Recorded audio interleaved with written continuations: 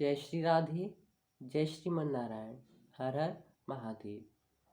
आप सभी का स्वागत है हमारे चैनल पर। आज हम आपको विभिन्न पुष्पों, अन्नों तथा जलादि की धाराओं से शिव जी की पूजा का महात्म बताएंगे। तो ऋषिगण श्री व्यास से पूछते हैं कि हमें यह बताइए कि भगवान सदाशिव पे कौन कौन सा फल चढ़ाने से, क्या चढ़ाने से, कौन सा पुष्प चढ़ाने से हमें क्या फल प्राप्त होता है। तब श्री सूत जी बोलते हैं कि यही प्रश्न देवर्षि नारद जी ने ब्रह्मा जी से पूछा था। तब उन्होंने बड़े ही प्रेम से शिव पुष्प अर्पण की विधि बताई थी।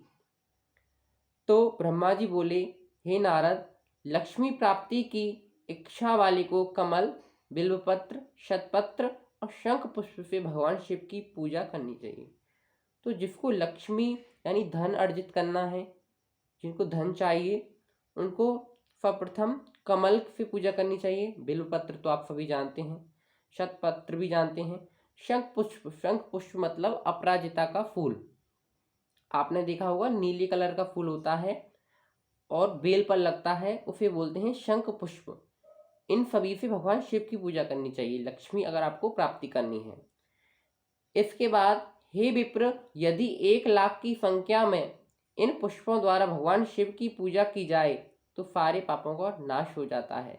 अगर हम पर इनमें से किसी भी, या बिल्वपत्र हो या कमल हो या शंख पुष्प हो, कोई भी 1,00,000 की मात्रा में अगर हमारे पास है, तो अगर हम इनसे शिव जी की पूजा करेंगे तो हमारे सारे पाप नष्ट हो जाएंगे। इसके बाद एक सहस्त्र शतपत्र से आधे पृष्ठ की परिभाषा की गई है। 16 पलों का एक पृष्ठ होता है और 10 टंककों का एक पल। जब इसी मान से तुला पर रखें तो वह संपूर्ण अभिष्ट को प्राप्त करता है, और यदि निष्काम भावना से युक्त हो तो वह इस पूजन से शिव स्वरूप हो जाता है। अगर हम इस प्रकार पूजा करेंगे तो शिव, वो जो पूजा करता है, जो पूजा कर रहा है, वो शिव का स्वरूप हो जाता है। इसके बाद यदि आपको मोक्ष की अभिलाषा है तो आप 1,00,000 दूर्वों द्वारा शिव का पूजन करें। जो दूर्वा घास होती है, उससे आपके पास 1,00,000 की संख्या में आपके पास उपस्थित होनी चाहिए, जिससे आप शिव जी की पूजा कर सकें, आपको मोक्ष की प्राप्ति होगी। इसके बाद अगर आयु की इच्छा करनी है, जैसे आयु बढ़ानी है आपको, तो आपको 1,00,000 दूर्वाओं द्वारा पूजन करना है। जिसकी पुत्र की अभिलाषा हो, जिनके पुत्र नहीं है, जिनको पुत्र चाहिए, उनको धतूरे के 1,00,000 फूलों से पूजा करनी है। लाल डंठल वाला धतूरा पूजन में शुभदायक माना जाता है, और अगस्त के फूलों से पूजा करने वाले पुरुष को महान यश की प्राप्ति होती है। तो जिसे यश की प्राप्ति करनी है उसे अगस्त के फूल से पूजा करनी है। अगस्त का फूल लाल लाल कलर का रहता है, मेहरून सा, आप इजीली आपको कहीं से प्राप्त हो जाता है। यदि तुलसी दल से शिव जी की पूजा करें, आप तुलसी जल भी शिव जी को अर्पित कर सकते हैं। जो कहते हैं कि तुलसी दल अर्पित नहीं करनी चाहिए, यह चीज शिव पुराण में साफ साफ लिखी हुई है। यह रुद्र संहिता के सृष्टि खंड में साफ साफ लिखी हुई है। तो आप तुलसी दल शिव जी पर अर्पित कर सकते हैं, यह इस चीज की मनाही नहीं है। तो अब आप तुलसी दल से शिव जी की पूजा करेंगे तो आपको भोग और मोक्ष दोनों का फल प्राप्त होता है। लाल और सफेद मदार, उपामार्ग और कहार के फूलों द्वारा पूजा करने से प्रताप की प्राप्ति होती है। अड़हुल के फूलों से शिव जी की पूजा शत्रु विनाशक कही गई है। अगर आप अड़हुल के फूलों से पूजा करते हैं तो जो आपके शत्रु हैं, उनके मतलब उनका विनाश, एक तरीके से उनका वो आपका कुछ नहीं बिगाड़ पाएंगे, आप उनसे बहुत ही सेफ रहेंगे। इस प्रकार ये नहीं विनाश उनका मर जाएंगे। तो अगर आप करवीर के 1,00,000 फूल यदि शिव पूजन में उपयोग में लाए जाएं तो वे यहाँ रोगों का उच्चाटन करने वाले होते हैं। अगर आप करवीर के फूलों से पूजा करते हैं तो आपको रोग नहीं लगेंगे।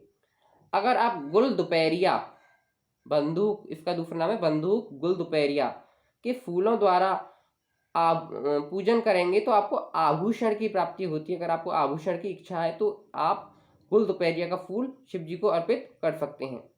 चमेली से शिव की पूजा करके मनुष्य को वाहनों का उपलब्ध होता है। अगर आपके मन में किसी वाहन लेने की इच्छा है तो आप शिव जी को चमेली का फूल अर्पित करें, इससे आपकी मनोकामना जल्द ही पूर्ण होगी, इसमें संशय नहीं है।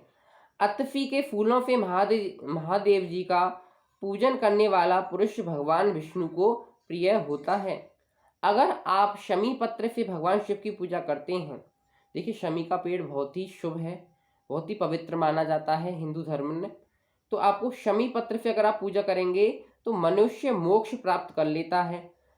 तो देखिए आप शमी पत्र या तुलसी दल इन दोनों में से किसी को भी चढ़ा सकते हैं, क्योंकि ये दोनों ही आपको मोक्ष की प्राप्ति करवाते हैं। बेला के फूल चढ़ाने पर भगवान शिव अत्यंत शुभ लक्षणा पत्नी प्रदान करते हैं। तो जिन पुरुष को अच्छी नारी चाहिए, अच्छी वधू चाहिए, जिन सासू को, तो वो अपनी बहू के लिए अपने बेटे पर क्या चढ़ाना है, उनको बेला के फूल चढ़वाने हैं। उसके बाद अगर आप जूही के फूलों से पूजा करेंगे तो घर में कभी भी अन्न की कमी नहीं होगी, तो आप जूही के फूल चढ़ा सकते हैं। कनेर के फूलों से पूजा करने पर मनुष्य को वस्त्र संपदा की प्राप्ति होती है।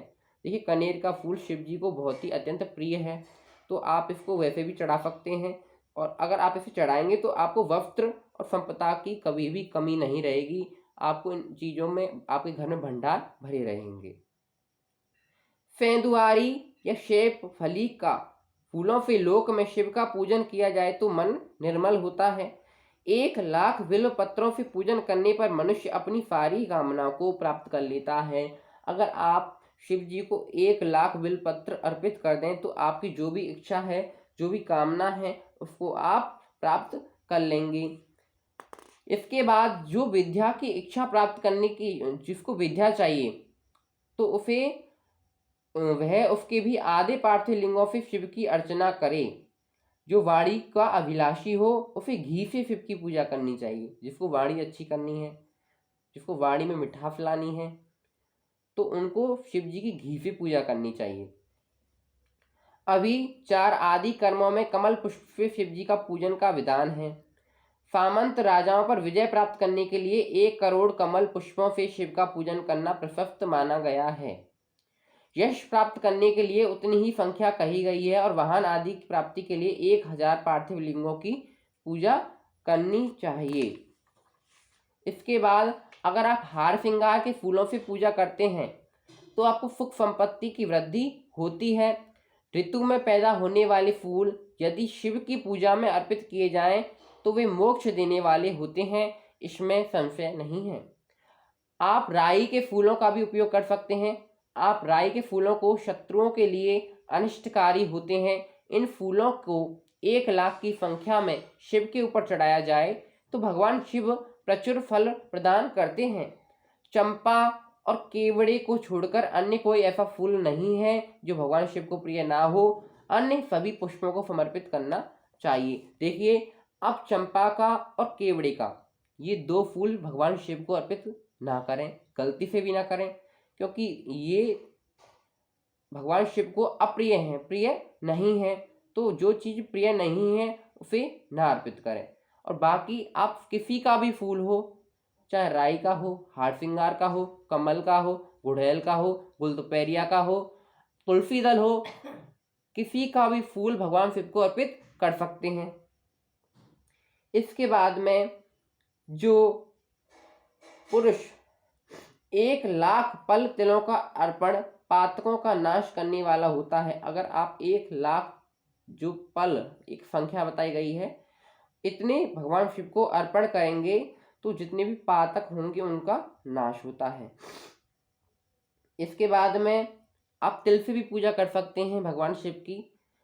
उसके बाद में आपको क्या चढ़ाना है भगवान शिव पर, आप मूंग से पूजा कर सकते हैं। जो हरे मूंग होते हैं, जो हरी मूंग की दाल होती है, इससे पूजा करने पर भगवान शिव सुख देते हैं। आपको अगर सुख की प्राप्ति करनी है तो आपको हरे मूंग से भगवान शिव की पूजा करनी है, क्योंकि हरा रंग तो भगवान शिव को वैसे भी प्रिय है, और सफ़ेद रंग भी। तो आप इन दोनों ही रंगों को ज़्यादा पूजा में, शिव जी की पूजा में हरे और सफ़ेद रंग को ही उपयोग करें ज़्यादा से ज़्यादा। आप राई से भी भगवान शिव की पूजा कर सकते हैं। अगर आप शिव जी की पूजा करने के पश्चात एक गौ और एक बैल का दान करने का विधान बताया गया है। उसके बाद आप काली मिर्च से भी भगवान शिव की पूजा कर सकते हैं। काली मिर्च से की गई पूजा शत्रु का नाश करने वाली बताई गई है। आप काली मिर्च से भगवान शिव की पूजा कर सकते हैं। आप अरहर की पत्तियों से रंग करके शिव की पूजा कर सकते हैं। अगर आपको अरहर की पत्ती आपके यहाँ उपलब्ध है तो उनमें रंग करके उनमें चंदन लगा के आप भगवान शिव को चढ़ा सकते हैं। तो इसी प्रकार अगर आपको किसी भी चीज़ की जानकारी चाहिए तो आप हमारे चैनल को सब्सक्राइब करें। अगर आपको कोई भी प्रश्न पूछना है तो आप कमेंट में हमसे पूछ सकते हैं। हमारी वीडियो को शेयर करें, लाइक करें और हमारे चैनल पर बने रहें। जय श्री राधे।